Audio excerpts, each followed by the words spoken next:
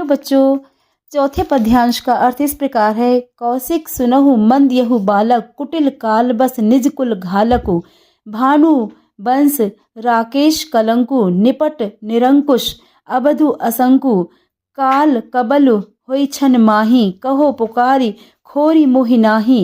तुम हट कहो जो छहु उबारा, कही प्रताप बल रोषु हमारा। लखन कहो मुनि सुजसु तुम्हारा, तुम्हें अछत को बरने पारा।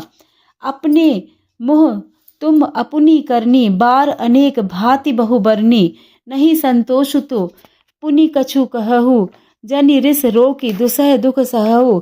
वीर व्रती तुम धीर अछोभा, गारी देत न पाबहु शोभा। सूर समर करनी करही, कहीं न जना बही आप। विद्यावान रन पाई रिपु, कायर कथई प्रतापु। कठिन शब्दों के अर्थ इस प्रकार हैं।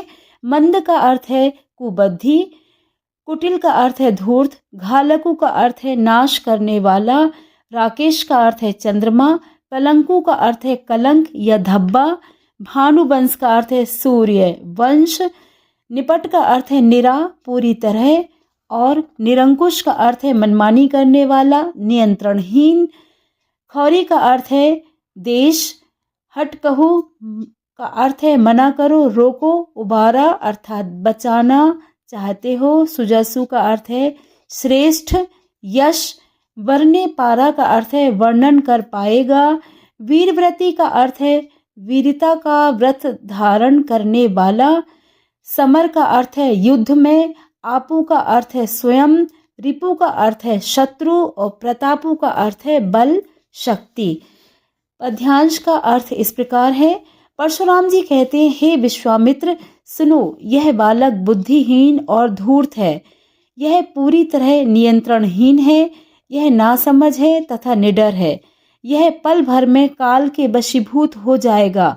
मैं स्पष्ट शब्दों में बता रहा हूँ, फिर मुझे दोष मत देना। यदि इसे बचाना चाहते हो तो तुम इसे रोको। इसे हमारे बल, क्रोध और प्रताप के बारे में बताओ।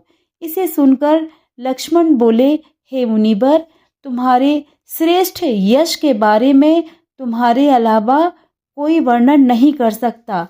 आप अपने ही मुँह से अपने कार्यों का वर्णन विभिन्न प्रकार से अनेकों बार कर चुके हैं। इतने पर भी आपको संतोष नहीं है तो फिर कुछ और कह लीजिए। क्रोध को रोककर असहनीय दुख सहन मत कीजिए। आप वीरता का व्रत धारण करने वाले हैं, धैर्यवान हैं और शांत निडर हैं, किंतु आपको गाली देना शोभा नहीं देता। जो वीर होते हैं वे युद्ध के मैदान में अपने कार्यों से अपना परिचय देते हैं।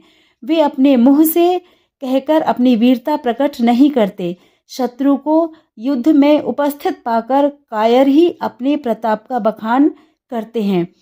बच्चों, इस पद्यांश की विशेषता यह है कि परशुराम लक्ष्मण को रोकने के लिए विश्वामित्र से कहते हैं। लक्ष्मण परशुराम की वीरता का व्यंग्यात्मक वर्णन करते हैं। अनुप्रास और रूपक अलंकार का बहुत ही सुंदर चित्रण है। अवधी भाषा का प्रयोग किया गया है।